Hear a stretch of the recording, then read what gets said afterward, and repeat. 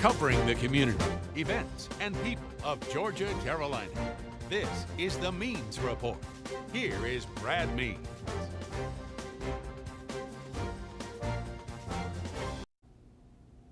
Hello everybody, and thank you so much for spending part of your Sunday with us here on the Means Report, where, as I'm sure you know by now, we're broadcasting from the all-new television park in high definition. I hope that doesn't frighten anybody. Hope your children are okay. We're going to DVR this and go home and see how we look, but we really are pleased and privileged to be in your home, as always, no matter what format. And the move from the former television park to this television park has been pretty smooth so far. Coming up on this debut from the new building edition of the Means Report, we're going to talk to Augusta Mayor Deke Copenhaver. He is always kind enough to stop by the studios and tell us what's happening in the Garden City.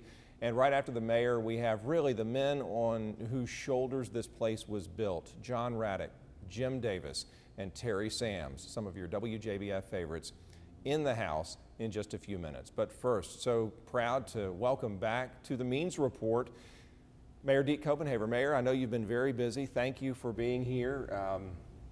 You saw those legends out in the lobby. That's pretty neat. I did. It brought back memories for me. I watched all those guys growing up, so it was great to see them. Several of them were friends of my dad, so that's a neat walk down memory lane for me as well. It really was nice to see them. We folks acknowledge the fact that there have been a lot of heavy hearts in Augusta this week with the death of Deputy J.D. Paugh. The mayor and I are going to talk about that. I know you have some words to say toward the end of our segment today. Absolutely. We'll get to that. First, though, we want to get to the business of the Garden City, as we always do with Mayor Copenhaver, and let's begin with the budget. Pretty much where we left off last time. The city continues to try to make up a $7 million plus shortage. You're not, or the city's not, ruling out property tax increases to make up that difference. Where do we stand on getting a budget? We're still in the midst of the budgeting process, Brad, and it really, to overcome that deficit, it's either, nobody wants to raise taxes, but it almost comes down to a decision: do we send people home, or is there a small tax increase? And I couldn't tell you, in dealing with the commission at this point, which way it's going to go. I know it's a difficult situation we're in, but we're going to have to make very hard choices. Well, have you heard from any homeowners who say, don't you dare? I've heard from some, but then there have been other people that say, basically, I would rather have a small tax increase as opposed to having my services cut. So there will be public meetings, and I would ask the public to weigh in on this. We serve them, but let us know. If there are people out there, it's, once again, there's the potential for a small tax increase, or we've got to let go staff and cut services. It's pretty simple. Any word on when we might have a decision on that, or kind of see some sort of direction? We hopefully by the end of November is what we're looking at now, but it's really, we're not unlike any other local government in the U.S. at this point. The recession has brought on difficult financial circumstances for everybody, but we've got to make the tough decisions. All right, let's talk about another tough issue, the parking deck downtown, and sort of walk us through this. My recollection of the parking deck situation is you've got this brand new parking deck. We thought that the land was going to be donated to the city and that the city would be able to collect the revenue from the parking deck.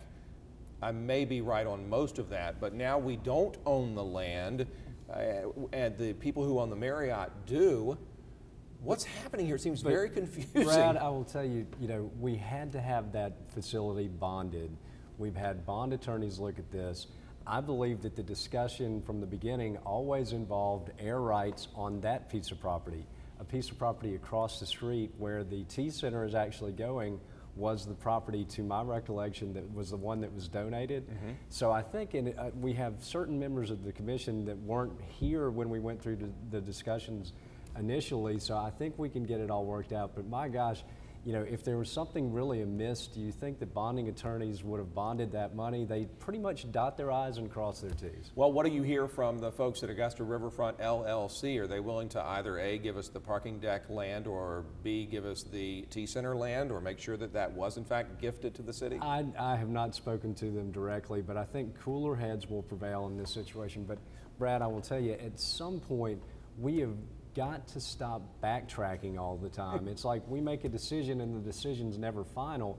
we waste a phenomenal amount of time, you know, going back and looking at minutes from 2 years ago to 10 years ago.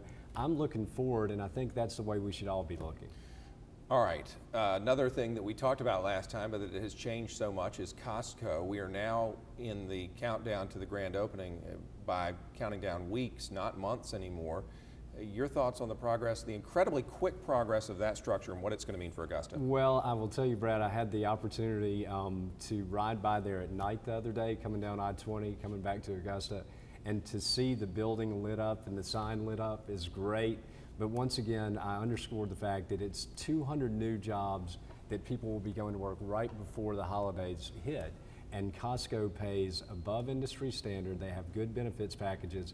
You know, that's going to serve the employees, but really to have that open for the holidays is going to be great for the local economy. Well, and then you recently had the news of Sitel needing to hire more people. There have been a good number of job announcements lately. There have been, and we're always, particularly in this economy, we're out there working hard, our economic development team. But I will share with you, Brad, and I've told people, I've got a shelf life. I've got 3 years and 2 months left. My whole focus is going to be on growing the local economy and creating jobs for the rest of my time in office.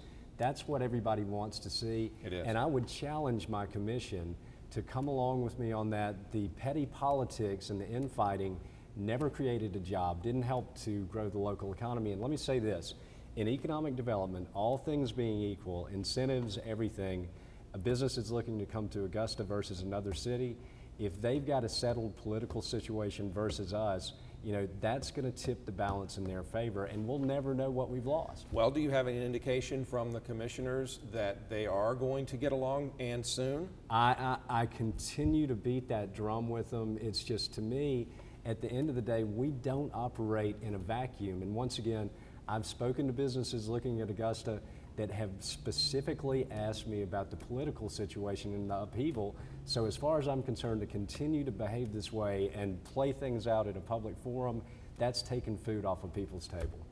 We wanted to race through the issues facing Augusta because we wanted to leave enough time in our monthly segment with the mayor to talk about Deputy J.D. Paugh and the community's response to his brutal murder now 1 week ago. And Mayor, let me just first of all ask you about the funeral service. We record this broadcast on Thursday. You came to us straight from the church.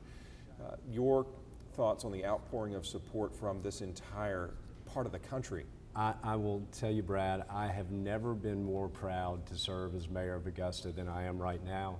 The funeral service was amazing. You know, JD was a hero, but to have law enforcement come from all over the Southeast and just to see the way that our community has responded in this tragedy, people lining the streets, you know, candlelight vigils, everybody coming out to honor his memory. That, I always tell people, I wish that people could see the Augusta I see on a daily basis.